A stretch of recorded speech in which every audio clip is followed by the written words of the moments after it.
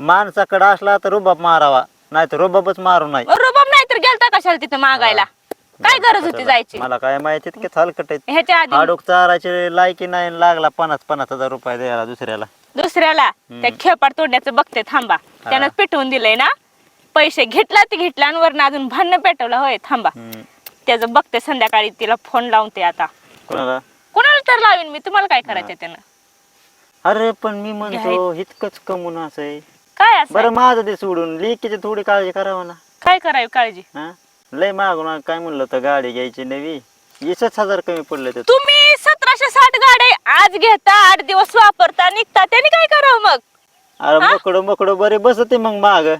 हा मग तर लय काय लय? गाडीच्या मॅचिंगची साडी घालीतीस तू हा मग आणि लागली मला शायनिंग मारायला. शायनिंग मारायला. पहिली चक्कर तर मला मी काय म्हणतोय, घेतल्या पहिली चक्कर ती सासरवाडीत असते म्हणूनच गाडी ठिकाणा काय काय नो.